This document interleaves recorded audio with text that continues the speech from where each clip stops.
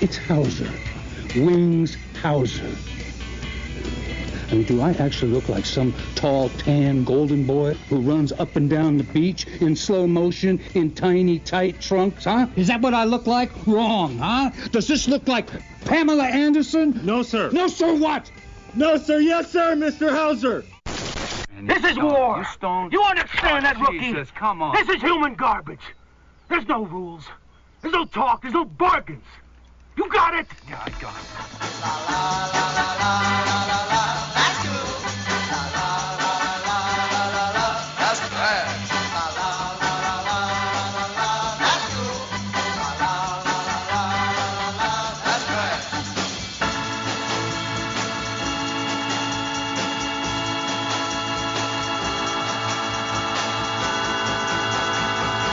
That's trash.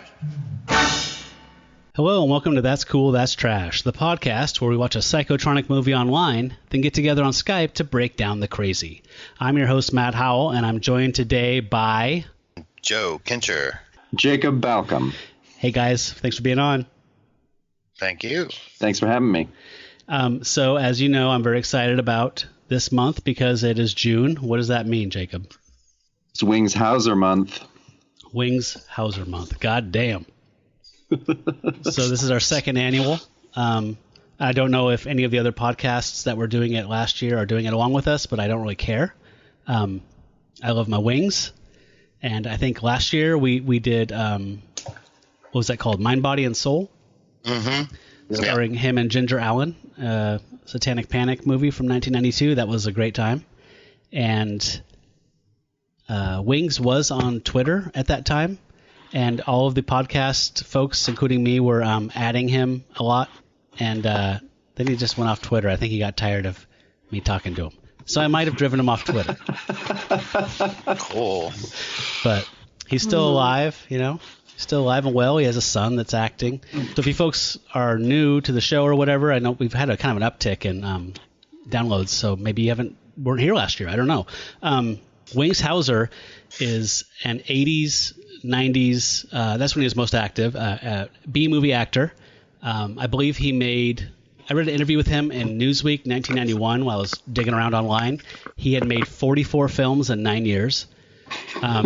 He's a working ass actor. He is the son of a screenwriter who was blacklisted for communist activity. And he moved out to LA. He had a divorce young. He had a kid. He slept in an abandoned garage with his family. He had other people in that kind of similar situation watch his child while he worked at night as a security guard. Made it on Young and Restless and was there for a couple of years, and then he got in this movie called Vice Squad in 1982, which was a huge breakthrough for him. He was a complete Ken doll, he said, basically on Young and the Restless, and in this role he played a pimp named Ramrod, who it was like the most fucking bug-eyed, bananas, white pimp you've ever seen in your life. I mean, you got to see it to believe it. But that got him on the map, and he started working, and that guy worked. He worked hard. He did some horror movies. He did a lot of action, some kind of erotic thrillers.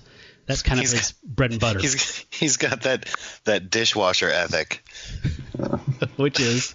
It's just, you fucking work and work and work. And you stay until the damn thing's done. Yeah. Yes, you don't go home till everything's clean. And,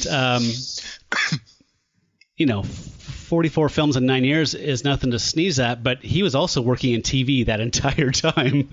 Oh, my God. So he was on Matlock's and Murder, She Wrote. I mean, you name it, he was on. So it's like when you hear that story and feel bad for like Michael J. Fox because they're like shooting around his busy family ties schedule to do Back to the Future 1 and 2. You're like, all right.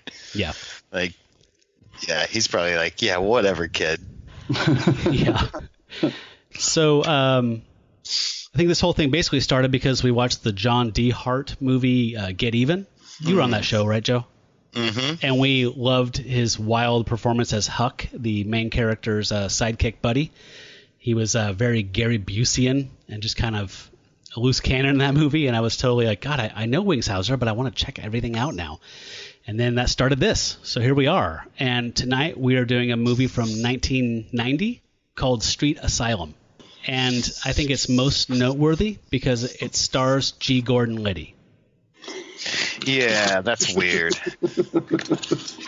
If you don't know who G. Gordon Liddy is, he's a criminal. Yeah. He served time from Nixon's Watergate era, and I mean, you can look him up on Wikipedia, but he was synonymous with Nixon and Watergate and did prison time for that. So yeah, fun. It's like appropriate to have him play a villain, I suppose. And he kind of kicked around like Monica Lewinsky did, with like, I can make a career out of this. And they'd pop up here and there and things, and people are like, yeah, we're not that interested. Yeah.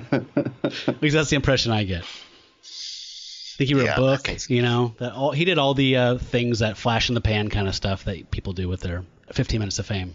I think for a while he would show up on, panel shows. By panel shows, I mean stuff like Fox News stuff, like Roundtable, not like fun British panel shows. No. Where it's like a fake game show, but like stuff where it would be like you could see him popping up on like Real Time with Bill Maher or some shit like that, where you'd be like, what?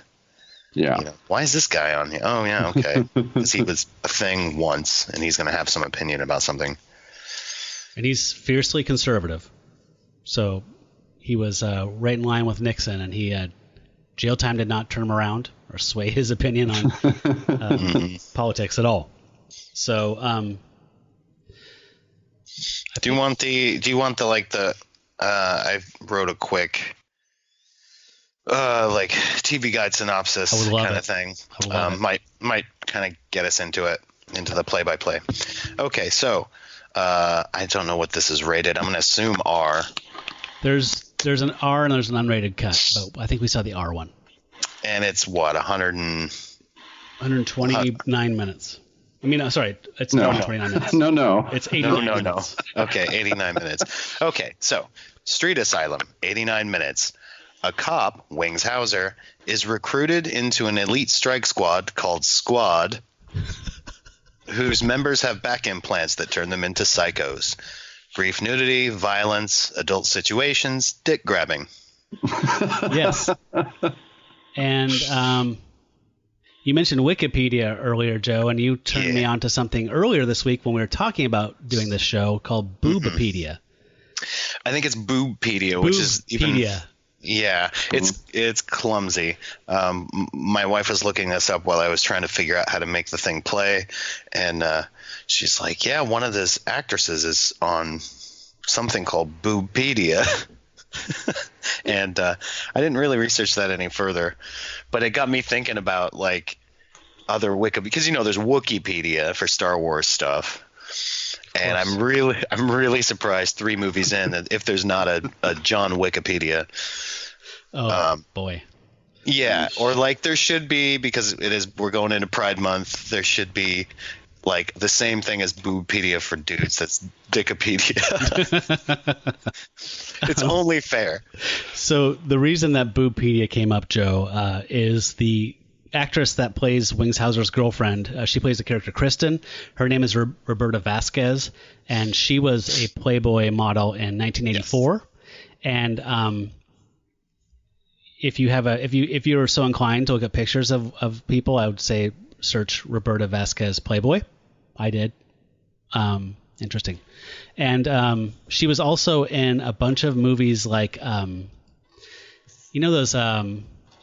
Sedaris movies, like the Boobs, Bullets, and Bombs. So she played a character named Nicole Justin in Fit to Kill, Sins of Desire, Hard Hunted, Do or Die. They're all those like 90s kind of Cinemax-y, like kind of tongue-in-cheek, sleazy, like, sexy spies with like surnames like Midnight and Steel. But they're not softcore or anything, but there are kind of softcore elements, but there's also, whatever. So that's her. But that was a really good description. I appreciate that. You're welcome. So I picked this one because obviously there's ample Wings Hauser material to go through. I picked this one because of the cover, which I believe this was, I don't know if this is direct to VHS or not. I think it might have had a limited run, but the poster or cover is very misleading, which is common, with Psychotronic and B and whatever. But it shows G. Gordon Liddy's face with like half of like Westworld, like half of the skin torn off, and there's a robot face under it. Oh no! And then what? in the foreground, Wings Hauser's firing a gun off camera into like something else.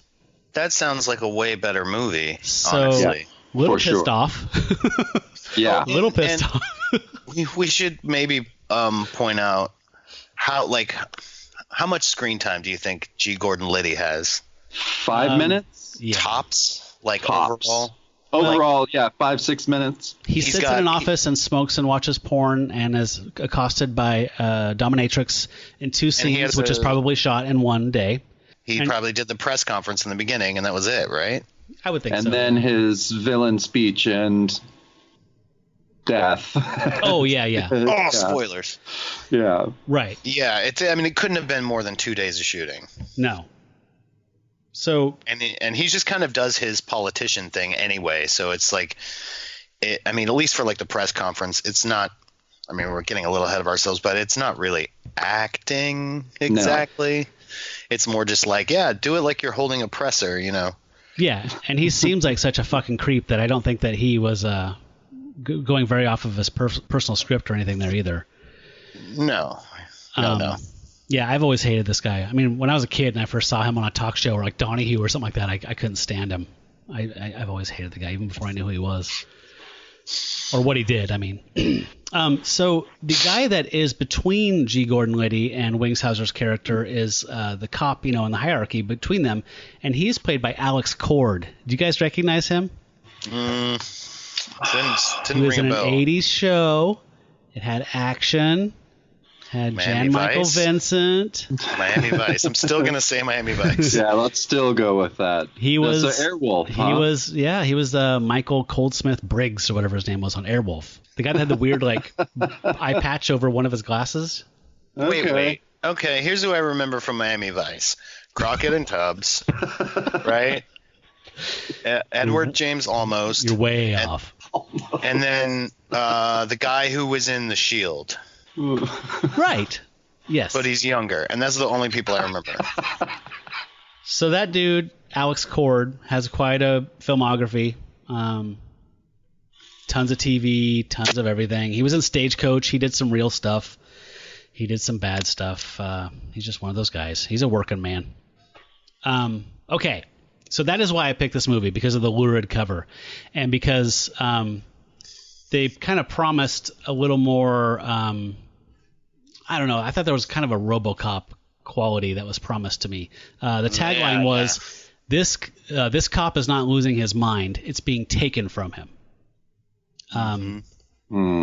So yeah, I read like a synopsis that basically says it's not wrong. No, it's not It's wrong. not inaccurate. but it's overselling. It's really puffing up the lead there. The synopsis I saw was something to the effect of, policeman Wings Hauser is wounded in the line of duty and implanted with, it just made it sound a little more highfalutin than it is. Like, it made it sound more because you sent me those synopses, a couple of these, and I remember from reading that one where I was like, the reason I was leaning towards that one was it, like you said, sounded more RoboCop-y or something. It like more cyborgier. Yes. I wanted Cyborg. That fucking was way not the case. No. At all. I think what's weird about that is that the sort of my first instinct is, it's budgetary concerns. It's expensive to do special effects like that. But I have to say, right off the top, this thing had pretty good production values. You could put it alongside something coming out in theaters in 1988 and it wouldn't look out of place. It wasn't like it didn't look. It didn't look cheap. I'm not saying it's a good movie, but it didn't look cheap. If you go back and watch Trading Places or the first Lethal Weapon or something, you're like, it was along the same. And we can get into it later, but there's a couple things where I was like, okay, well that probably wasn't easy or cheap, but mostly it was it didn't feel like straight to video like some of these other things we watched. Yeah, it felt like it had a little more production value. Do you guys know who the director is? I didn't catch the name. So, the name he used is Gregory Brown, but that's a pseudonym. This is Gregory Dark. Do you know who he is? He's a porn director. No. Not much hardcore stuff, more kind of softcore and erotic thriller type of stuff. And he's one of the few adult filmmakers that actually successfully transitioned into mainstream Hollywood filmmaking. He actually made some legitimate stuff. But he had tons of pseudonyms that he made porn under, like Alexander Hippolyte, Gregory Hippolyte, Gregory Brown, like this one, and the Dark Sorry, Brothers. what? Hippolyte? Or Hippolyte. What? Why would you pick that? That doesn't roll off the tongue. I don't know. I think that was. I don't know. I don't know. Just say like Gregory Black. Like it's a pseudonym. I don't know. Maybe he has some. Maybe he was like a Greek mythology major or something. Or maybe he's Greek and his real name is something else. I doubt it's Dark. I don't meet many Darks. No, I met Darkos, but yeah. Yeah, but maybe he's like a Papadopoulos or something. So here's an interesting phenomenon in Wings Hauser filmography. He's done a lot of combing with Brian James. I don't know if did you guys look this up at all, or am I the only person that's really combing through his filmography? I love doing this kind of troll combing through, but I didn't have a chance to do it this time through. So yeah, a little short notice on this show for sure.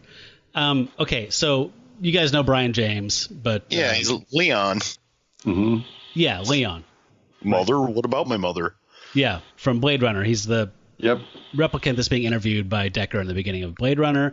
That's what he's most famous for. I think he was in 48 Hours, both 48 Hours, I believe. He traditionally plays a heavy.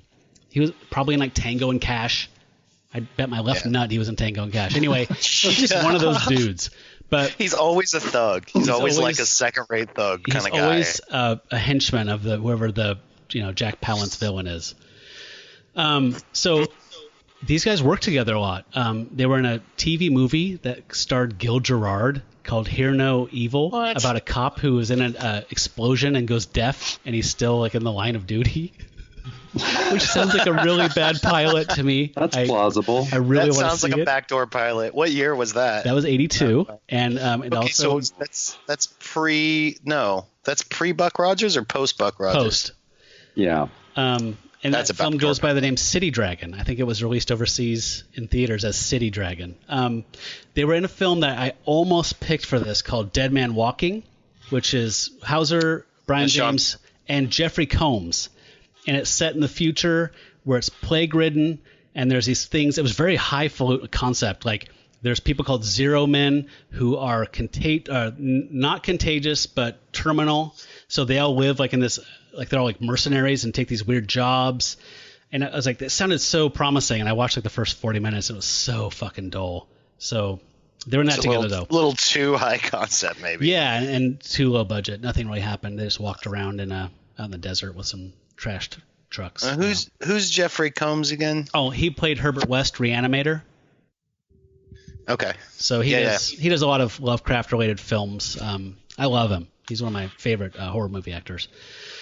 So I was hoping that would work out, but it didn't. They were in Nightmare at Noon, which I haven't seen, but Riff Tracks did it. Anyway, they worked together a lot. Yeah. I think I might have seen that Riff Tracks. I'm not sure. It's about like scientists dump some type of poison water in a water source of this small town, so the town goes crazy, and they attack anybody that passes through, and Wings Hauser comes passing through. Oh my God. I have seen that, because I think what happened was last year when we started on this Wings Hauser thing, I started looking up some of the other stuff, and that was one that was available on, I don't know, Epics or something, and we watched that one, and it was, I do remember it. It was kind of fun. Okay. Pretty crazy. Would it be a good candidate for the show? I think so. Okay. I think maybe comparatively, maybe more than this one. Okay. I've been watching a lot of movies the last week, and I'm looking for a lock for the next episode. So Yeah, I'm thinking. I'd say give it a shot. If it doesn't grab me in the first 30 minutes, is like, okay, this is kind of crazy and fun. If it's the one I'm thinking of, I think there's a whole like a shootout in a diner. Like he's kind of a badass. yeah, I believe that's it. And then he's sort of figuring out like, oh, what's going on with this town? Like, yeah, I think that's a pretty fun one. Yeah, I want to find the craziest ones, right? But I feel like those ones are the most well known, like Mutant and that one. I feel like are the ones I've heard of the most. So the ones that are least well known are probably that way for a reason. Like Watchers 3. Well, there's that one that little indie film that he's in, and it was so like indie film I couldn't get through it, and it's about like a sentient tire. Oh, Rubber. Yeah. I still haven't seen that. Yeah, I tried. It just felt like such a a high production value student film. Okay. Like there were just things that were. I was like, okay. Yeah, I made it like maybe half hour, and I like really lost patience with it. Well, I'm gonna give it a shot. It's on Tubi, so I will be checking it out. Yeah. But I think Nightmare at Noon is gonna be better for this for sure. Good. Okay. All right. So back to Street Asylum. So is this the near future, or is this 1990? I think it's present day. Oh, it's now?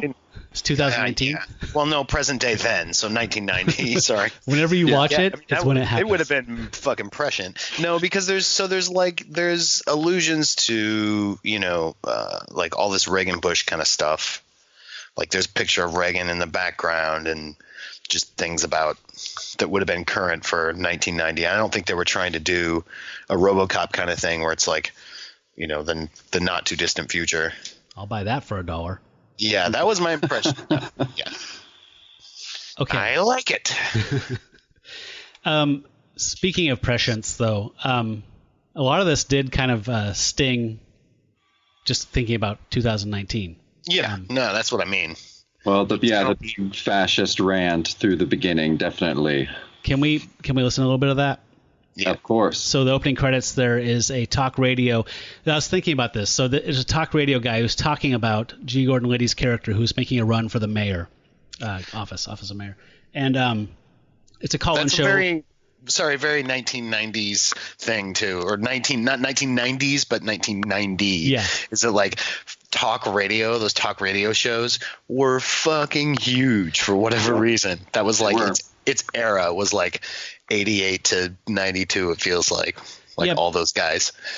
Totally. But what's weird now is that kind of rhetoric is like just everyday conversation now. Like that's just who we are as people. We've completely devolved into just political polarized beasts who are just like, I don't know. I thought it was weird that it felt like that was just an echo, right, of like what's to come. Like all these Don Imus people or whoever the hell they are. Were just telling us what's coming up. But here's a little bit of that talk radio chatter. We are facing a crisis. Our streets are overrun by thieves, homosexuals, drug dealers, prostitutes, pornographers, scum. And it'll get worse before it gets better. But it will get better if you and I and every decent citizen strike back. We can rid our streets of this filth if we strike back. We can restore traditional values if we strike back. Fellow citizens, in the name of decency, let us strike back. That was former Chief of Police Jim Miller, when this man's opinion is a racist, fascist, and the single greatest threat to civil liberties in this country today. Good evening, I'm David Prince, and this is Late Night Talk Radio. Is this just law and order bravado, or are we about to take a giant step backwards into 1938 Nazi Germany? You be the judge. My guest tonight is Lieutenant Mike Hinkle, a spokesman for a yet undeclared mayoral candidate, Jim Miller. That is the most inflammatory statement I have ever heard. To compare a dedicated, patriotic lawman like Jim Miller to Adolf Hitler, it is a cheap shot, and it is a distortion of the facts. In this city, a violent crime is committed every 4 seconds. Jim Miller is the one man who stands between us and anarchy. So I have a couple thoughts on that. Yes. If I may. One is that if you just put some like industrial sounds and a couple of drum kits on that, it's basically a Ministry track. Jorgen.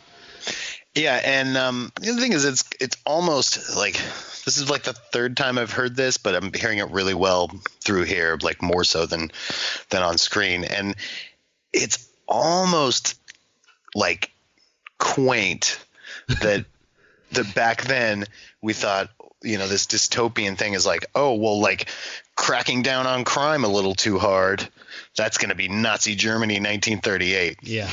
And then you look around it now, and it's like, you guys had it pretty good. So the visuals during this is like a camera, like shooting out of a moving car through the streets, like the alleyways, and there's two men kissing. There's some gutter punk Nazi guys that are making the Heil Hitler sign. What else is there? Oh, there's like just a random vigilante. Yeah, like a guy people. like trashing a Camaro or something. Yeah. So it's just like showing just us kind of some cops B-roll. Yeah, totally. Yeah, and then we meet our main character Wings, who's just a regular old cop. And what's his name in it? It's Arliss Ryder. Arliss Ryder. Like the HBO show. Yeah. Just like that. Fucking Arliss, man.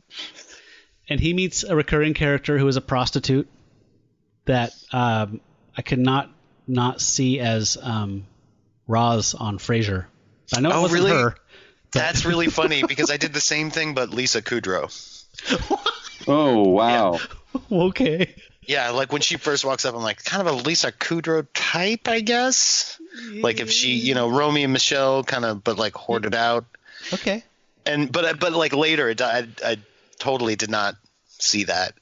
But yeah, kind of a Roz from Frasier. What the fuck is wrong with you? Perry Gilpin? Is that her name? Perry Gilpin, yeah.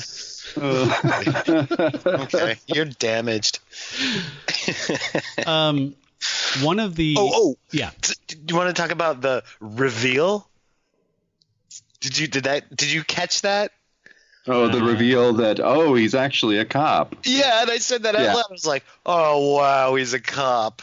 Like they tried to make that a thing. Like, because they show him and he's got no policeman hat on and he's driving around in this car and they never show you far back enough. You don't see a badge because he's wearing a jacket, and they don't show you enough for you to be able to infer anything. And then he's having this back and forth with this prostitute. Like he's a John, but he's like, nah, I'm like, whatever, I'm good, or whatever he says. And then pull out. It's like, and he gets out of the car. And it's like, oh, he's a cop. Like, it's supposed to be this kind of moment, but it doesn't quite land. But during their back and forth banter before that reveal, she's calling him Long John Law. Like, she does it like 2 or 3 times. Yeah, but I still felt like it was supposed to be this reveal. The way they coached it, or the way they sort of framed the shot and everything. And then it was like, okay, it's Johnny Law. I don't know. It was really weird to me because it felt like, you're right, she does say that, but it's like it felt like they wanted to do that and then didn't fully commit to it, which is probably why it didn't land as kind of a moment or a punchline or whatever you call it. Yeah, okay. So they have a little exchange. He kind of tells her to move on to another block, basically. And he gets called to an apartment building. And Jacob, tell us about what this call is. This was weird. Well, I thought it was kind of a Lynchian scene when he's in when he's in his patrol car and the really upset, crying transsexual comes up and is giving this really intense performance, and it just seemed so strange and Lynchian. I'm like, oh, maybe this is going to be good, and then no, nothing Lynch about it. It basically just says that he needs to go to this apartment building because someone's going to hurt themselves. See, I couldn't understand a word that the transvestite was saying. Yeah, it was. And he seemed completely like cold and unmoved. I mean, not even to the point of like saying, "Hey, it's okay, it's gonna be okay." Like he just said, like, "Get off the fucking street," and then pretty much. He's like, "Okay, get out of the street." All right, see ya. So I was a little disappointed. Where's the humanity? Yeah. So he ends up going to this apartment building, going up on the roof, and he finds a man who is crucified in a way up on this roof.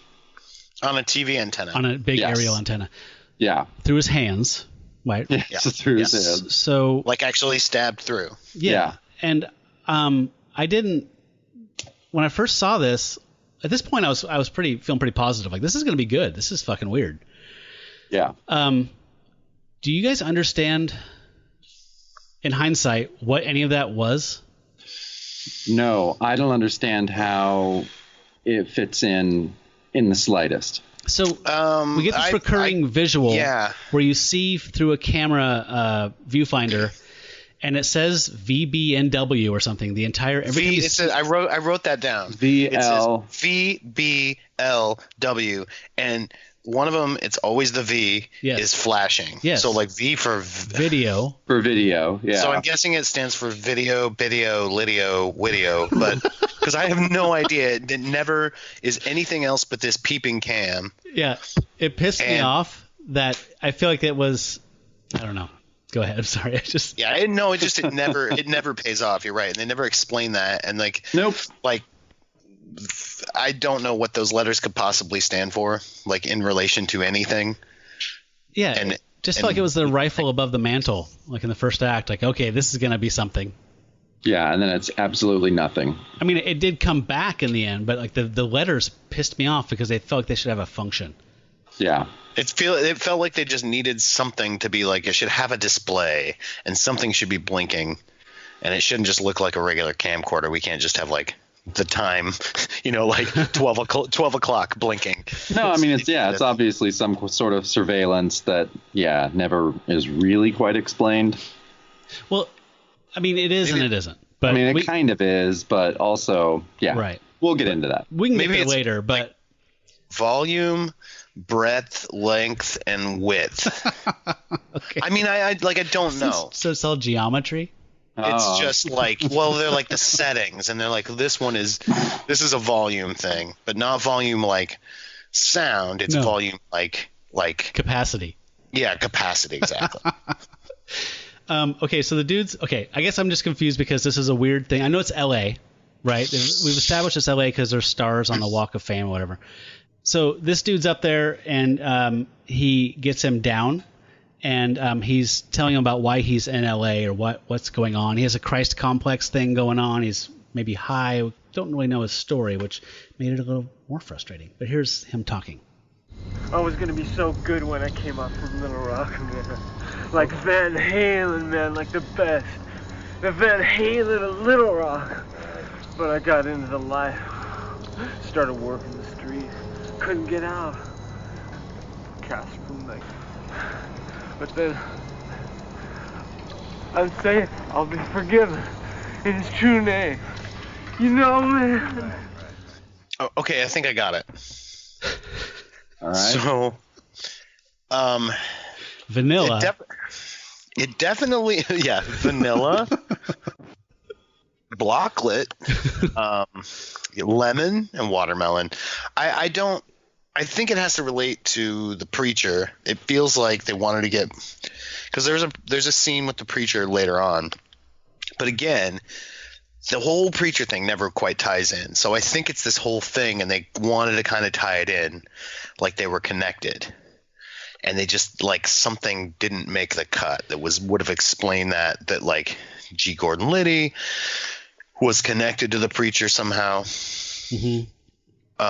Because I kept sort of assuming that or thinking that was going to pay off, and then that didn't happen, because it seems like, the crucifixion thing is a direct relation to that and the whole like, crime on the streets and whatever. But it would have made more sense if he was maybe here's another theory, that he was a pawn to get Wings, to get Arliss up on that roof so he could get shot, so he could be just like in the special hospital and get the implant put in. Wow, that's very elaborate. Yeah, that's a little elaborate for this film. So I think you're right, though, Joe, because I think that there was something that was cut. I feel like there was more story. I think it was probably another 15 minutes longer. and that the preacher was directly tied to Miller, G. Gordon Liddy's character, because every time that you saw the preacher, the next scene was Miller.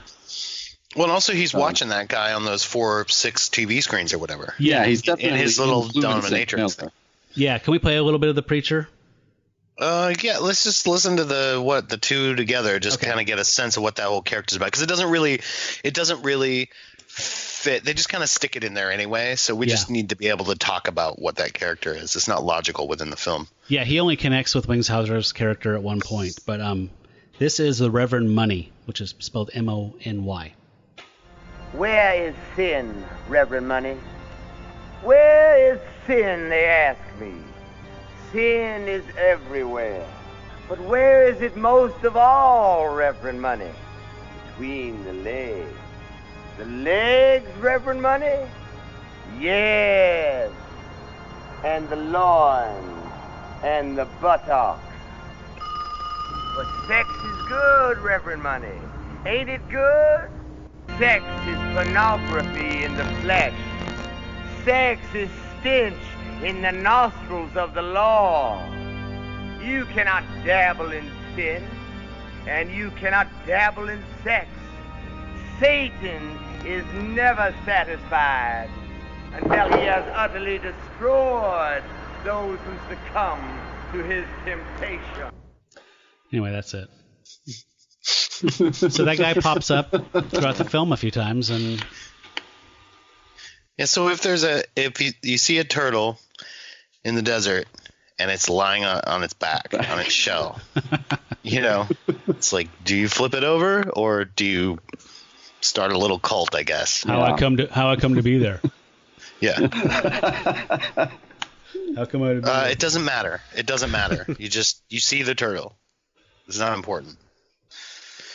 Yeah, it's that whole piece, like, you're right. I like sort of the way it's in there made sense to me because they opened the film with it, and I sort of took it for granted. And I'm just sort of now realizing that it never really quite tied into anything in any sort of satisfactory way. Yep. For how much of a thing, how much importance they gave it. It's not, because it would be fair if it was like, oh, this is just kind of a mise-en-scène tone setter. Like, hey, man, L.A. in the 90s, fucking it's crazy. There's all these kooks, and, it's like the sort of apocalyptic equivalent of, the guy on the roller skates with the boombox on the Venice boardwalk. And he's like backwards roller skating. You're like, oh, it's L.A.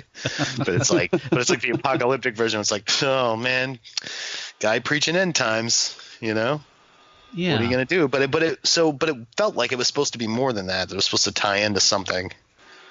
So his only function was to save Arliss Ryder, Wing's character, by setting a pimp on fire who was just about to shoot him. Who in turn set other people on fire by running into them. Yes. Yeah.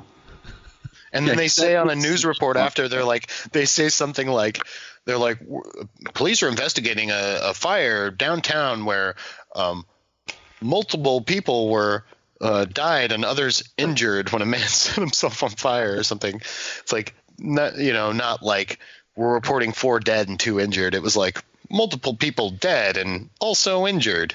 Yeah. Good reporting. But yeah, the guy ran into, and that's not it. I mean, like, whenever I see an immolation in a like a B movie, I'm like, that's probably not a real cheap thing. You have to get a guy who knows to do that, right? Yeah, that's not. No, cheap, definitely. I don't think it's cheap. Plus, you have to have that. Be a stuntman who's like, oh, I'm the fire guy, and you have to have the guy with the jelly and the safety crew and stuff. Mm-hmm. Right. And that's not cheap. No. So, what happens? On that rooftop scene with the Jesus character, somebody, we don't know who, pops up and shoots the kid, and Wings gets shot as well. And he wakes up and he's in a small, weird clinic. and his girlfriend's there to pick him up and take him home, and he has a weird hole in the small his lower back on his spine, and his girlfriend expresses a little concern, and the Dr. Lesbian is what I call her, says, it's just superficial. I thought my impression was she had a thing for him, almost.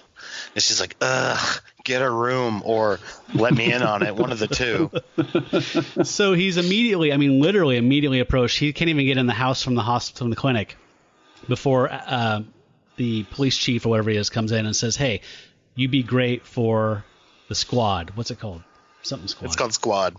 But there's it's called Strike Squad. Strike Squad. But then they have written on the blackboard Squad, and it's clear it's an acronym that stands for, I wrote it down, Scum Quelling Urban Assault Division. Yeah. Oh my God. Scum Quelling. Yes. Scum Quelling. That's a hyphenate. It's cool. Yeah, because scum quelling is modifying division, so it's definitely a compound adjective. Oh, it should be hyphenated for sure. But also, think about it. I mean, you can just pick up any, like a bathroom tile cleaner, and it'll say right on scum quelling. Yeah. And it'll be hyphenated, so they know. Okay, can we talk about Squad for a second? So Wings shows up for his first day on Squad, and when he walked in the room, this is the most unintentionally hilarious part to me, and it killed Renee. He walks in, and there's a bunch of dudes holding M16s and semi-automatics, and they're literally stroking them like fucking cocks, and they all have aviator glasses on, like toothpicks and matches in their mouths. That was cartoon. That was fucking Arrested Development hot cops. It was that dude's clearly a porno director. What do we do with the guns? I don't know, just kind of stroke them like you're about to blow your wad all over my face. Yeah, it was like if a whose line is it anyway, and then here's a prop, and it's a toy gun, and go, and they're like, I don't know, and they put a bandana on, and it just seemed really like improv-y, sort of, I don't know, broad. Definitely hot cops. Hot cops. So Arliss Ryder gets hooked up with a strike squad guy named Stoddard, who is a total slob, and they go out on their first patrol together, and it's a little rough. Their first call is a rape. And was it? Actually, sorry. Which one was that? Not the one where they break into the house. Yeah. I didn't understand what was going on because it looked like there was a pentagram painted on the wall. It also looked like he abducted her and had her tied up. Oh, is that what it was? Yeah. Oh, I wonder if that was supposed to be really quick, like he's a Satanist who kidnapped a woman and was raping her. Yeah. Because there's a pentagram on the wall, I swear, and he had weird rags on. He looked like a Geico caveman. Oh, yeah. Like a costume party caveman, and he goes running. So these guys, it's very clear that these guys don't have to follow the law, right? They can just kick down a door, do whatever. And what's even weirder is that Stoddard seems to have a nose for just bad business going on. He talks about it, actually. A little clip. He calls it his power. He can see what's happening. What, you think because a guy wears a uniform, he doesn't give a shit, he doesn't care, he can't do the same job, Look, you see this out here? This is the jungle, and I'm the baddest son of a bitch in it. What, you think that's funny, huh? Yeah, well... Yeah, well, let me tell you something. When I'm chasing down some scumbag, I don't stop at nothing till I get him, and I always get him. Not unlike a Mountie, then. No, screw the Mounties. The Mounties are pussies. I'm talking about Squad here. You see, in Squad, you start to sense. You what? It's like I know where the scum is at. I can smell him. You know what I mean? No. Well, I can't explain it, but it don't matter anyway, because they ain't no match for me. And I'll tell you something else. My power. Your what? What's the matter with you? You deaf? No, I said my power is getting stronger all the time. I love Wings Hauser reacting to this guy in this entire scene. Yeah. Me too. I really his just what, dude? And laughing at him and just kind of what the fuck is this shit? It's so good. It's really, really good. Yes. I was digging around and I found an interview with Joe Bob Briggs interviewing Wings in 1992 on Monster Vision, I think was the show he was doing at the time. But and he was, totally look it up. It's definitely worth a 10-minute watch. But he won a hubby for this role actually, which is what the Drive-In Awards, Academy Awards. But he was saying, kind of gushing towards Wings and saying, you work so much and you do these movies that aren't always stellar, but you can never tell. Like, you never give less than like 100%. You're clearly there to act your ass off. Mm-hmm. And even if it's something that is clearly not worthy of it. And I totally agree. Because you literally never can tell. Because you can do, I mean, everybody's heard stories about like, working on Star Wars, and everyone's like, what the fuck are we doing? What is this shit? You know what I mean? Mm-hmm. And it's like, what is this horse shit, like Flash Gordon knockoff bullshit? And then it was just like huge. So it's like any regular, like this thing, Street Asylum, it could have been the next, like, I was going to say 48 hours, but how about another 48 hours? They already made that. It's realistic. Yeah. Like another 48 hours? It could have been the next. I mean, it could have been the next another 48 hours. Well, okay. Like, it could have been the next Lethal Weapon 2 or 3. Okay, I see what you're saying. I guess my take on it is more of like, I think that he has the work ethic of like, you're a band and you show up to play a gig and there's 7 people there. You play like you're playing 7 to a or packed 7,000. house. Yeah, 7 or 7,000. I think that's how he works. Well, and you don't want something that's going to be huge and then you're the stinkiest part of it because you phoned it in with it. And you just don't want to be that guy that's phoning it in. You want to be like, well, I'm going to, like, I mean, I've had projects like that where I'm like, well, I don't know where this is going, but I'm going to do the best I can do with my part of it, and then it's out of your hands. So I think that's a really great attitude for sure. Yeah. And it's one of the reasons I admire Wings Hauser so much. So yes, I enjoyed that reaction scene as well, Joe. So Jacob, what happens after this? Okay, I think do we go into the dominatrix scene with Liddy? Yeah. No. Or was that before that? Is this? I thought this is when Wings starts going through partners, like we go through Loaves of Bread. Oh yeah, well that was weird. They kind of just dropped it on us. They're just like, no, Stoddard, he killed himself. And and it's very important. There's like the cut out. He cut out his back in the lower back where we know, like, we saw Wings had the surgery injury thing. Yeah. So after this, there's this kind of mysterious, he killed himself, and then Wings immediately gets another kind of terrifying partner named Joker. Yes. And he has really cool music, but he just laughs all the time, kind of psychotically. Yes. Not so much like the Joker, but more like those. Have you ever heard those novelty records from the 30s that are just people laughing? Laughing records. Yeah, and they're really disturbing. So yeah, that's what this guy reminded me of. So here's him getting paired up with his new partner, Joker. Wait. Oh, sorry. Wait. Please note that Joker is a black man pairing up with this guy, and that until this point we haven't heard this music, but suddenly they start playing like David Sanborn sax, Lethal Weapon music. Okay. Once these guys are paired up, it's fucking insane. Okay, good point. I'm your new partner. Thought you got rid of me, huh? Fix that thing away, you crazy son of a bitch. Get no, Arliss. What you need is a dose of Joker tape. I got a dose of the clap. Let's go, man. I'm driving. Come on, man. Let's go. Hey.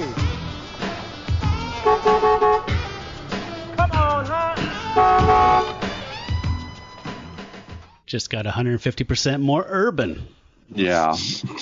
Yeah, and it's like also feels like they're doing that, buddy comedy, black cop, white cop, 48 hours, Lethal Weapon thing, which is like, it's literally like, we just need some sexy ass sax. Mm-hmm. Mm-hmm. And they do a funny thing. It's like right after that scene when they first are doing, I don't know, like not a stakeout, but they're like, hey, look, there's so-and-so, whatever. And they're both sitting in the car, and they're like, the music like stops with the dialogue in this really odd way where it was like they scored it to the dialogue. So it's like boom, and then Joker says something. It's like boo boo boo, It's fucking, I was like, what am I watching? That's rad. Yeah, we should not neglect the BDSM thing, Jacob. You're right. That's around here. No. We find out that Miller, this upstanding citizen, has dominatrix people brought in like behind, the back door kind of thing, right? So here's that. Get down on your knees. I'm your mistress. And you've offended me, you unworthy insect. Now you must be punished. Stick out your hand. Come on, you're not hurting Bad me. slave! I didn't give you permission to speak. Harder, bitch. Harder. What? What was that you called me? You don't know what the fuck you're doing, do you? What? You're an amateur. I'm your mistress. You'll obey me. You're my nothing. Wait a minute, I'm supposed to do this part. You'll do what I want. Spit it. Get away from me. I'll show you pain. Wait, you Pain hired... hurts. You hired a dominatrix. Wait. And something tells me it was G. Gordon Liddy's idea to be like, can we make him like into dominatrixes? Dominatrices? Yes, but he's also not to be dominated. So I want a dominatrix, but I also want to overpower her and dominate. But you better be goddamn good at your job. None of this half-assed lick my stilettos shit or whatever. Yeah, I didn't understand that because like when I first saw it, I was like, oh, she's really bad at this, and then it was like, oh, she's supposed to be really bad at this. Right. When she talks about she's studying art history. Yeah. Well, she says that, and I'm like, what's going on here? And then they turned it, and I thought, oh, that was just kind of a weird, like, Lynchy moment. And it was like, no, they were setting it up to where she's a novice and, like, not good at this thing. Yeah, okay. And that's fair. Yeah. It takes practice, man. So, Wings and Joker meet this... he's like an informant, right? This pimp, Raton. Yeah. So they meet Raton and they're trying to milk him for some names, just people to, I don't know, take out because they're strike squad. And they end up chasing down he gives up some names of some friends and they chase them down. And can I play a clip of the pimp that they chase down? Yes. Well, hello. Hey, man, you jam these hoes up for, man, huh? Jealous? Yeah, I'm jealous, chump. Cause, I don't do nothing but eat, sleep, rest, dress my best, get hoes and whores, slam my bro indoors, keep faggots and punks off in my trunk. What you tripping on, chump? Watch your man. Oh, what are you gonna do, kick my ass, fuckface, huh? I ain't about the romance, I'm down for the finance, sucker. Before you mess with me, you'd rather have sex with a hungry lion or walk through a Black Muslim temple with a pork chop, bitch. Get your bitch. Fuck you! Get the fuck off me, motherfucker!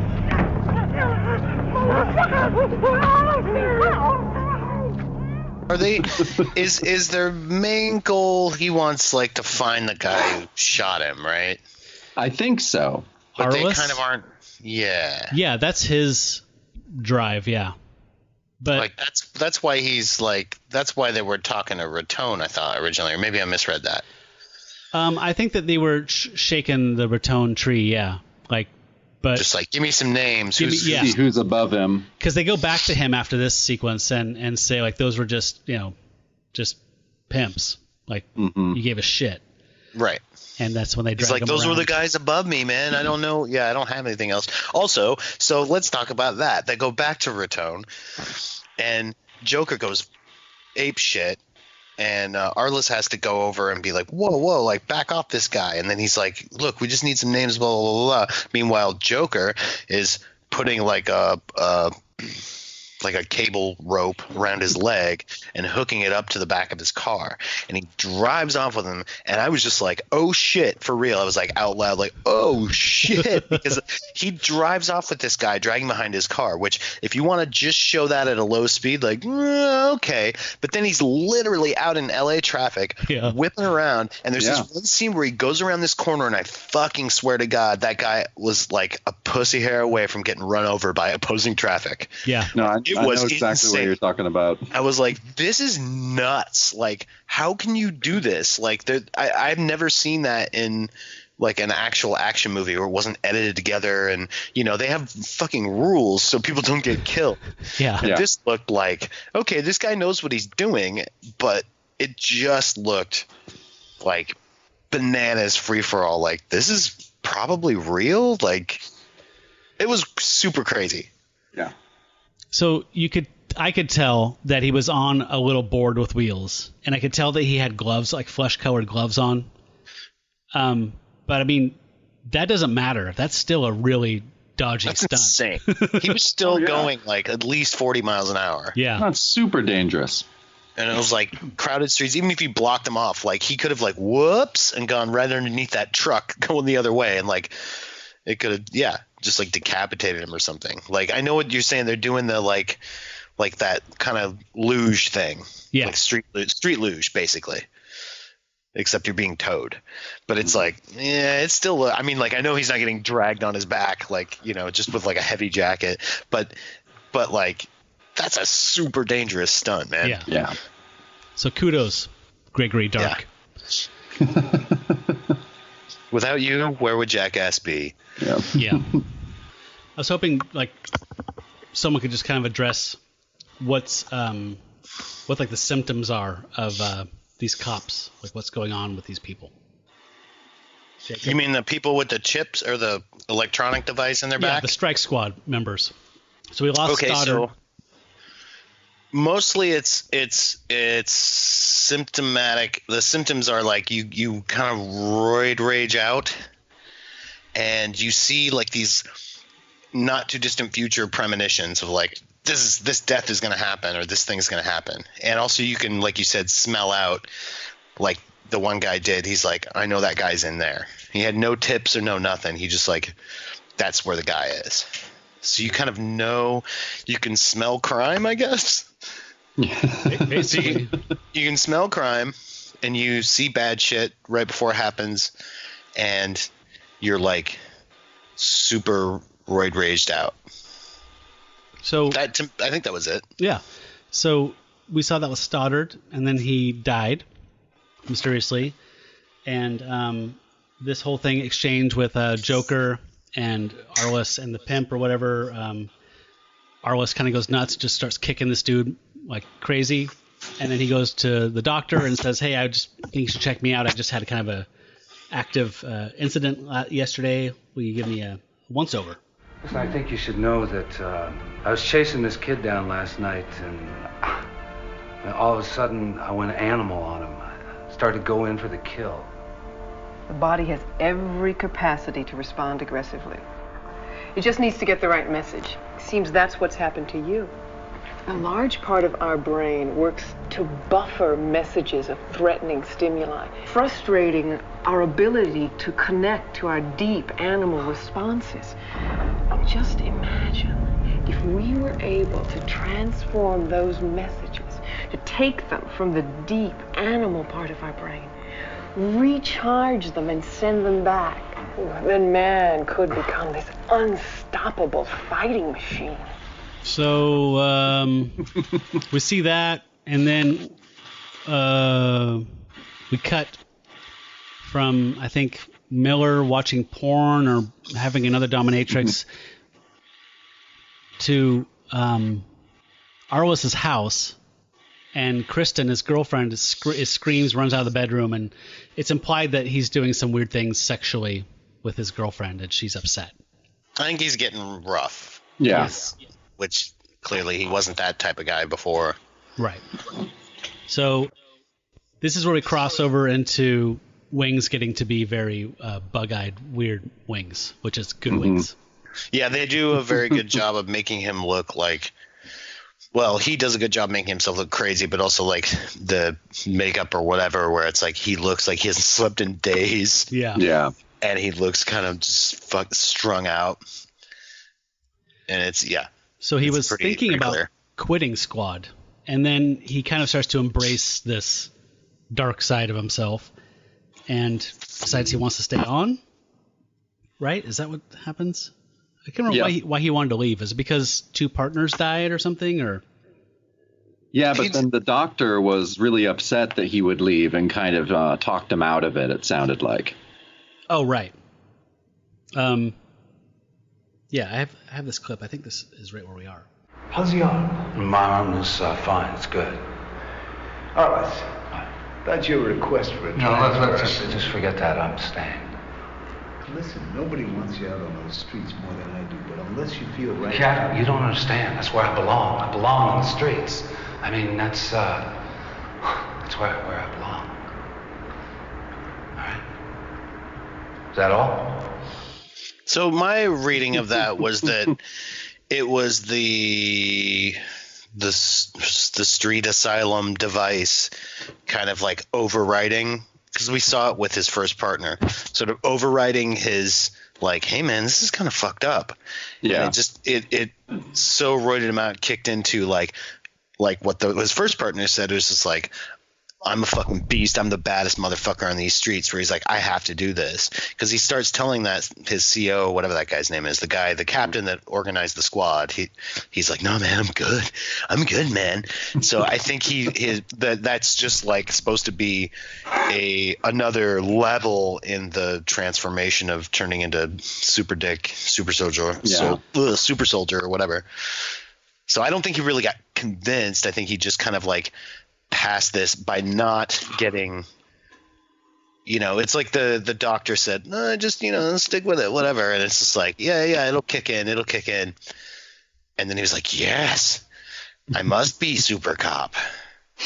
Yeah, no, that's how I read it. No, that's how I read it as well. I just yeah, so I mean, he told them he wanted to leave, and then had this kind of whatever revelation. Yeah, give it a week. You'll change your mind. Yeah. So this is more Dr. Jekyll and Mr. Hyde than RoboCop. Yeah. Yeah. Yeah. And did you guys get the impression that these devices were always on? Like, were they manipulating them for science or for particular reasons, or was it just like on off? You know what I'm saying? I think it was supposed to be an always on, and it looks like a toy motor with like AC or DC wires, like black and a red, and which is weird. I don't know how that hooks up to your spinal column, but I think the idea was they're sort of always on, and the goal was that it was a political maneuver to make a strike squad that was in a crackdown on crime, and that would be, that would lead to whatever, repealing laws and quashing people's rights in the name of crime and whatever, and but I don't think it was it wasn't a science experiment. Okay. It was sort of like, we can do this, and the goal is this thing, not like the Milgram experiment or anything like that. Yeah, I mean, this is definitely Miller trying to sweep his way into office with these cleanup missions or whatever. Yeah, but why the doctor is going along with it, I have no idea, because she's fucking insane, probably. Yeah. So, Jacob, were the other people that we saw, Stoddard and I forgot Joker's real name, but did they commit suicide, or were they taken out by the operation because they were killing civilians or over the line? No, I don't want this to be a spoiler, but I thought at the end we saw some footage of like what actually happened to Stoddard, and it looked like he was stabbing himself in the back himself. So it sounded like, at first I thought maybe the company was taking him out, but then I just think the chips made him go insane. Yeah. Okay. I thought the same thing. Yeah. Just making sure. I had that whole thing where I was like, they're taking them out when they become inconvenient, so they're not a PR nightmare, and then they're cutting the chip out, so if we do an autopsy, there's no evidence of what the fuck is this. But then later on, I was like, because I actually went back and forth. The first guy was like, he cut that thing out of his back because he's like driving him crazy. Yeah. And then I went to, they're knocking them off when it's inconvenient, and then went back to when they show the tapes, which they like Arliss finds these VHS tapes in the Miller's inner sanctum, and it's like, oh, there's a tape with each of their names on it, and it's like, here's footage, like what happened, and it looks like the first guy, what's his name?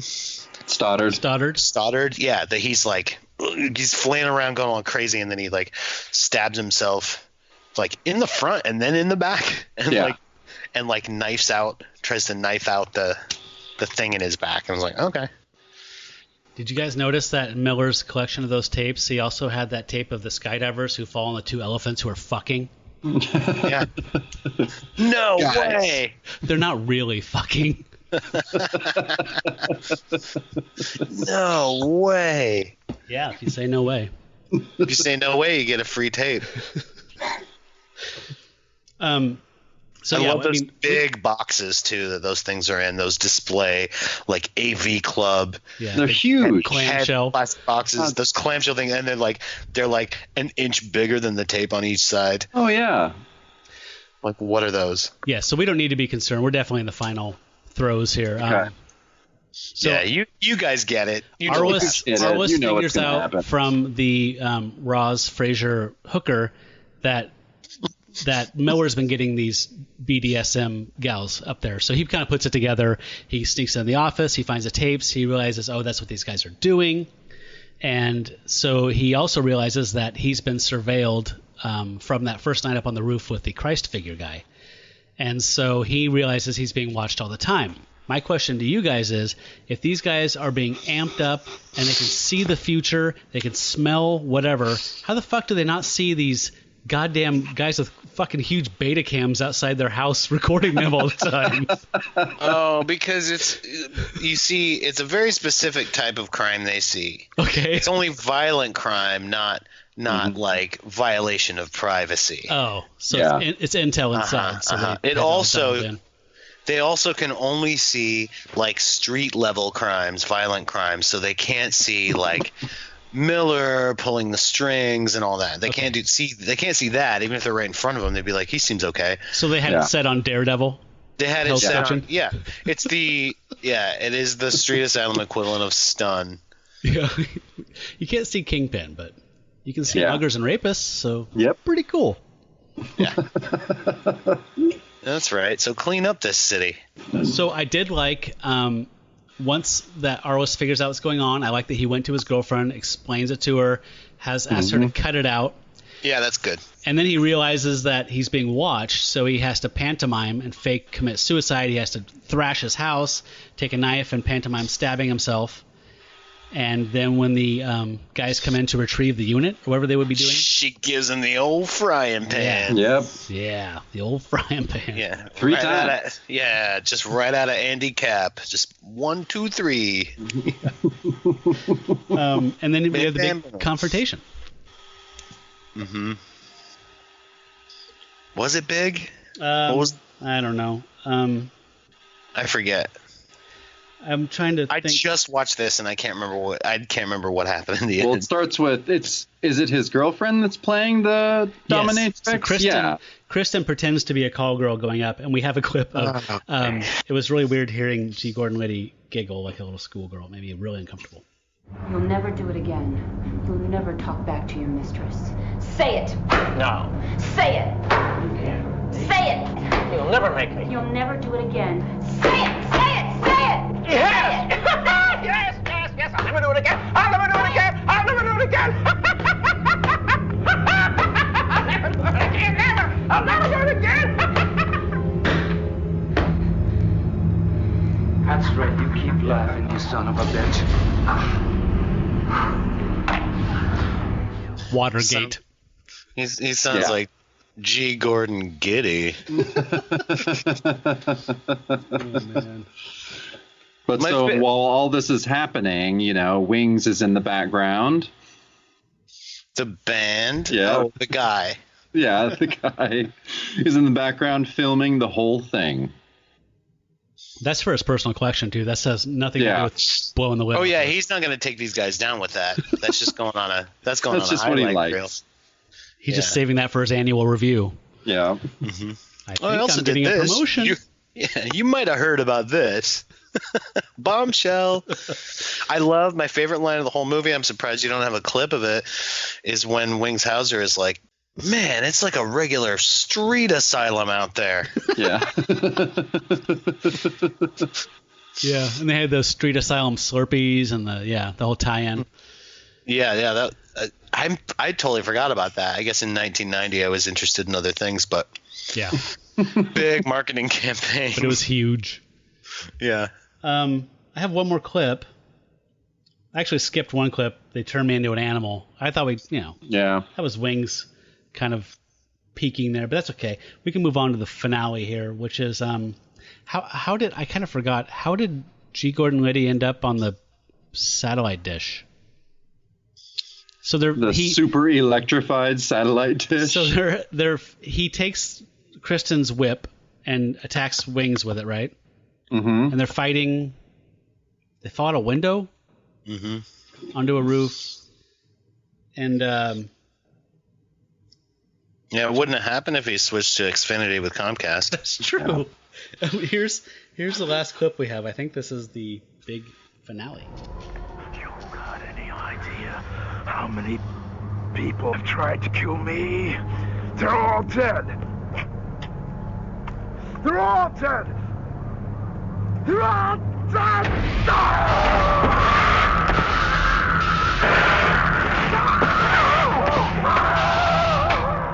Brave choice as an actor.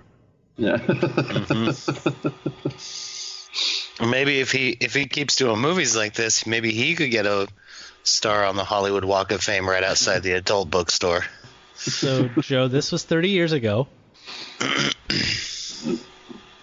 So I don't know if that's going to happen. Oh, you mean he can't still? They're not doing the star thing anymore? I think they are, but I mean... I think Guy Fieri just got a star, so I think anything is possible. Did he he's really? not even an actor. Yeah, he's not even an actor. They gave a star to Guy Fieri, and then a week later, and Alan Arkin. What the fuck? Okay. Guy Fieri got a star. Okay. So like I said, anything's possible. G. Gordon Liddy, after the fact, they'll go, why not? Yeah. Put it right in front of that adult bookstore that we saw in the movie, though. So, G, as I call him, after this, he was in a TV show called Superforce, another show called Midnight Caller. He was in a Perry Mason TV movie. Oh, yikes. Another TV series, Rules of Engagement. 18 Wheels of Justice, another TV series. These are all in 2000. And, and he was in Underdogs, whatever the hell that is. Oof. Okay, so just to put it in perspective, he's been in more things than Donald Trump, I think. Yeah. And Donald Trump has a star. Yeah. We know because it gets shit on every day. So Donald Trump, most of his shit that isn't Home Alone has been Burger King commercials and shit like that, Pizza Hut. So okay, and he's playing himself. And at least G. Gordon Liddy isn't playing himself probably in something like 18 Wheels of Justice, I'm guessing. Yeah. Right. I think maybe he should get a star or half a star. You have sold me. I'm gonna take it to the mayor's office, mayor of Hollywood. Committee. Yeah, I'm going to the mayor of Hollywood, you guys. The committee of Liddy. I'm sorry, I'm reading the description of the series 18 Wheels of Justice, and I'm just kind of tripping. It's got Billy D. Williams in it. Okay, great. The Lando. Wow. Okay, so it's about justice, and there's trucking in it. Weird. Yeah, of course. I just couldn't believe it. I could have told you that, and I just heard about it. I really want you guys to look up the 5 DVD set box set art, please, at some moment when you have just a spare minute. It's pretty impressive. Okay. Well, if there's no final stuff, I think we can judge this thing. Go for it. I can't go first. Jacob, what do you say? This was an easy one for me to decide. I did not like this movie at all. It was tough. I had a couple tap out times. I had a rough time with it. What was your tap out? My first one was at 40 minutes, and I was like, oh my god. And then my second one was maybe 20 minutes to the end. Okay. and then I reluctantly finished it, and it was good. I don't know. This one was rough. And this isn't Wings' fault at all. Wings was great. He's great in everything I've seen him in. But yeah, it was not a great movie. So it's cool? It's trash. Oh, what? Okay. Oh, wow, no. Is that me then? It is you. Okay.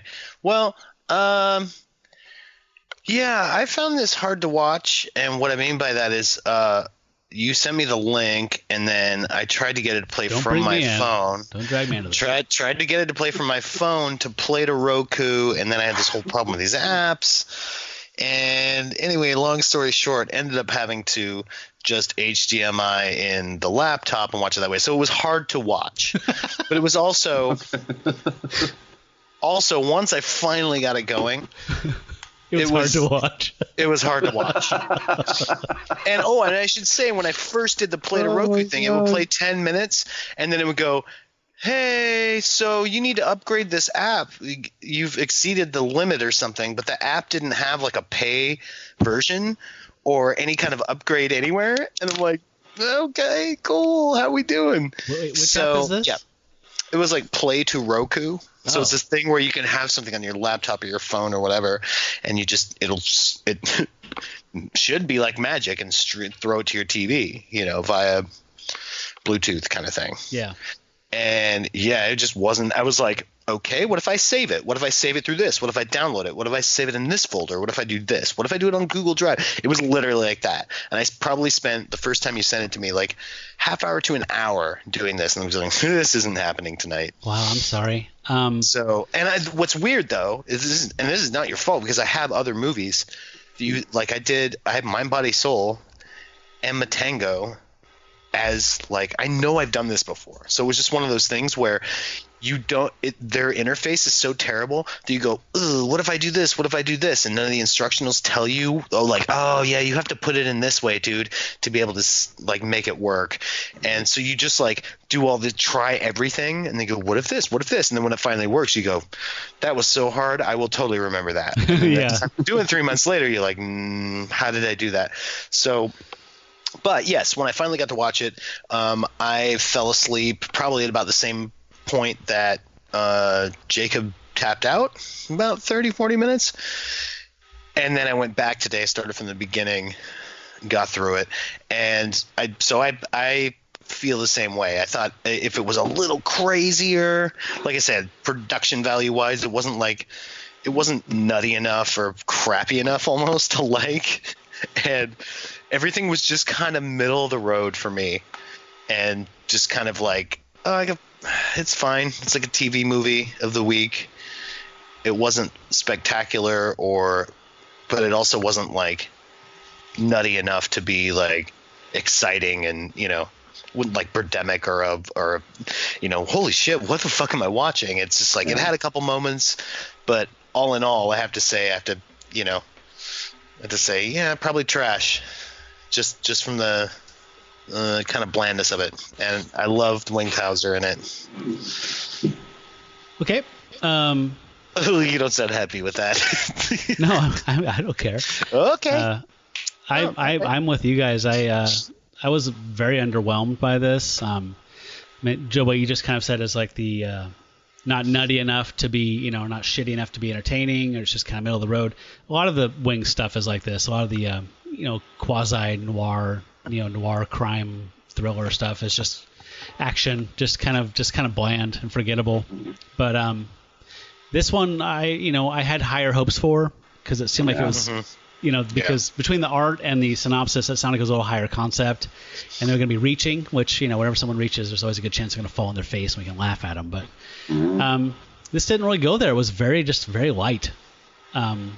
Didn't dig deep into the themes very much. I felt like it tried to, like we talked about with the preacher, and I felt like they were going for something and just kind of thought we'd fill in the blanks, and it didn't work.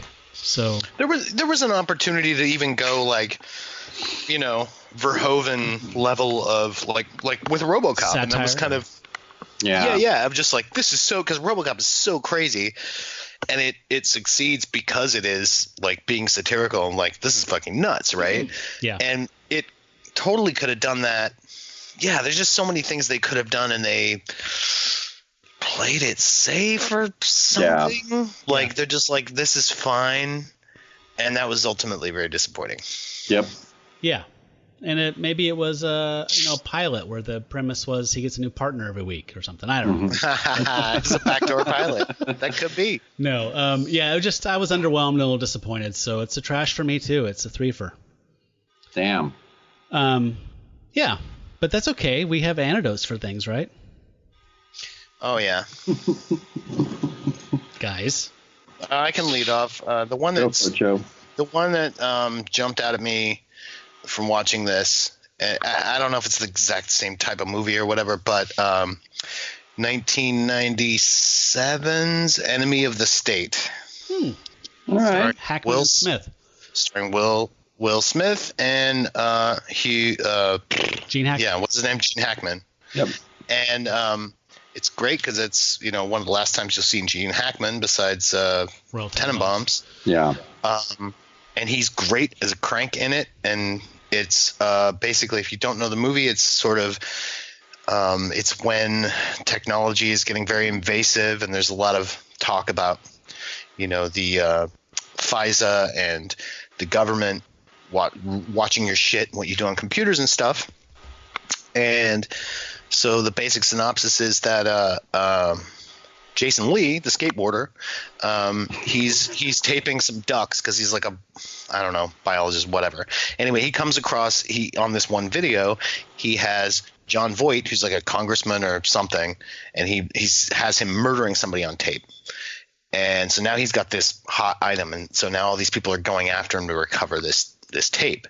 He gets in touch with Will Smith, who's a lawyer now, a defense lawyer, and he's like friends with him, and he's like, hey, these guys are after me, blah blah blah, and he like slips him it without him knowing it into his bag. So then Will Smith is getting attacked from all sides by these government people, and he doesn't even know why for a lot of time. Then he figures it out, but it's really great. It's really, really, really great. I've seen it recently, and it surprisingly holds up and is still pretty fun. Feels a little dated in some things, but that's tech for you. Who was the director? I want to say it was, what's the guy that committed suicide last year? Do you know what I'm talking about? No. Oh, it was directed by Tony Scott. Tony Scott, yeah. Okay. So, and there's the other thing about it is that there's all these weird the smaller roles, like Lisa Bonet's in it. Like I said, Jason Lee is in it in the beginning. Strangely enough, the tech crew that is investigating on behalf of this government guy that is spying on Will Smith has like 3 stand-up comic actors in it. Kind of before they were huge, or like they were sort of known, but it's like Seth Green, Jamie Kennedy, and Jack Black are all 3 like tech nerds on this crew. Jack Black always played that role in the 90s. Like a cable guy, he was like that same type of thing, like the tech dude at the TV station or whatever. Yeah, I think it wasn't really until probably High Fidelity. Yeah. What, 2000, 2001? Mm-hmm. No, like something around there. Was where people were like, "Oh, who's this guy?" And like, "Oh, where have you been?" But it's just these little performances, and they have some little moments in them. There's a cat in it. If you like cats, Gene Hackman has a cat. Is the cat a squirrel or just a cat? The cat is a cat. It's Gene Hackman's cat. Okay. That's a good recommendation. Nice. Actually, I like that. Yeah. That's a fun movie, and I'd recommend going back. If you just like a fun action thriller, it's like it is pretty well done, and it has some good like comedic moments, but not too much. Like Will Smith, I'm not a huge fan of because he strikes me in this Scientology way that's kind of like same with Tom Cruise, where I'm like, but then Tom Cruise will have something like Minority Report or what's that, Live, Die, Repeat, whatever they actually. Tomorrow, yeah. Yes, where I'm like, oh yeah, totally, I'll watch this. Yeah, I love that movie. So Will Smith is the same way to me, where I'm like, I'm not going to see it for him, but he's very likable in this. In spite of him. Yeah, not even. I don't want to say. I was going to say that, but I don't want to say in spite of him because I don't think he's bad. There's just kind of this. He's sort of like a Scientologist on the down low or something, and I feel like that's somehow related. It's kind of a smarmy, cocky thing. Yeah, I get that. Sort of like, yeah, I got this. Like, I get it. That's your whole like person, like welcome to Earth and all that. But it's just, it doesn't really do it for me. But I think he's really good in this. Cool. Yeah, I'd like to watch that again. I think I don't know if I've seen it since the theaters. Jacob? Well, the first thing that came to mind, I don't know if you guys have seen it yet. It's that documentary on Netflix about the song "The Lion Sleeps Tonight." Ooh, no. Oh yeah, I've heard about it. I keep forgetting about it. It's a documentary called "The Lion's Share," and it's just kind of all about, the rights to that song, and did they go to the original writer? It was this star of South Africa named Solomon Linda, and it goes about how you would expect. Yeah, I'm sure. But it's really fascinating, and also just because, that song is so tied to Disney now and The Lion King and all that stuff. So it's, there's a lot of money that song generated, and where it went was pretty interesting. So that has a writer? I thought that was based on a folk song, no? It's based on a folk song, but there's a guy who kind of did, recorded it and came up with the melody line that we all know. Oh, okay. It's like cemented it and yeah. Okay. Yeah, I'm sure Disney's cutting checks left and right. Yeah. So no, that was that would be a good antidote, I think. Okay. I accept that.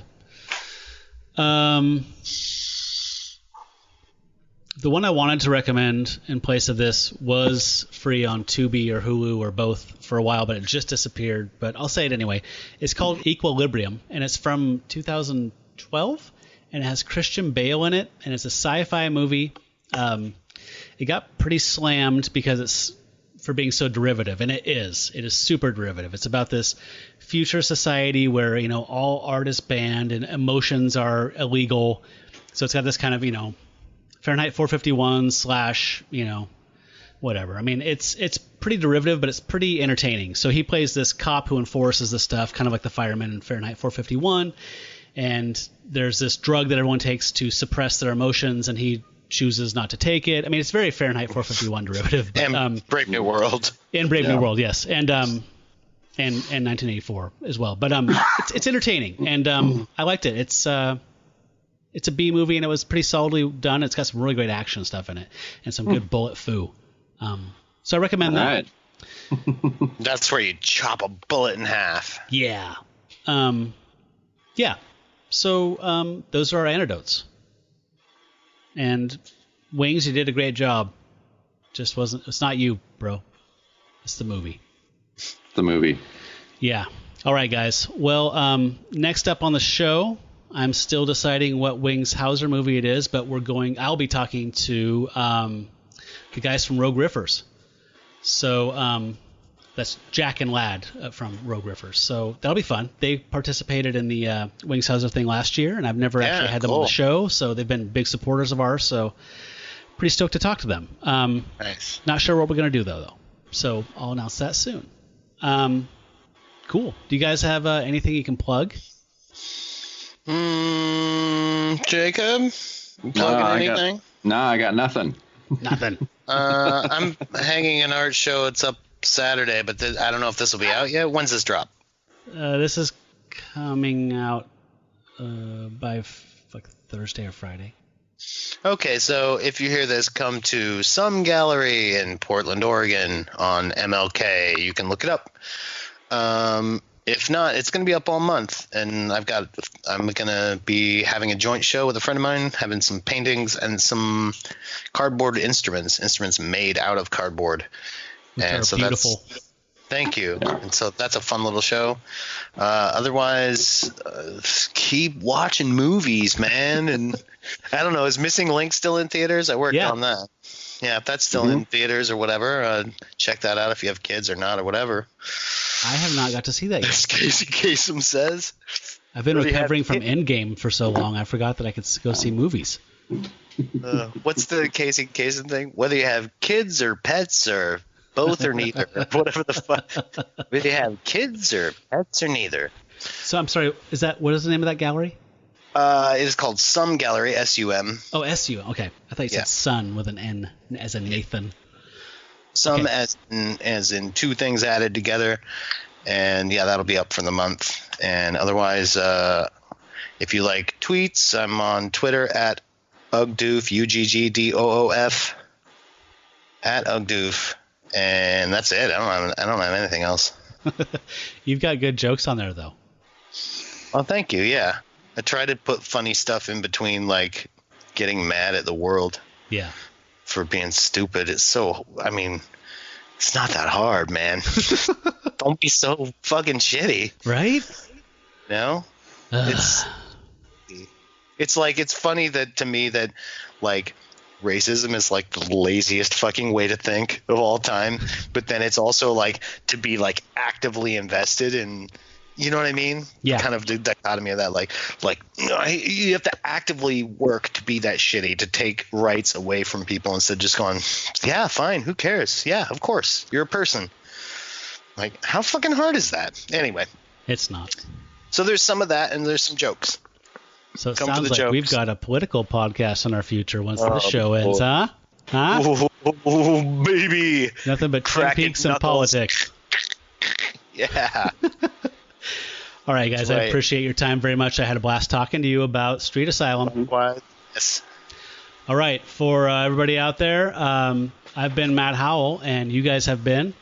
Joe Kincher. Jacob Balcom. Everybody out there, stay trashy. Wings Hauser style.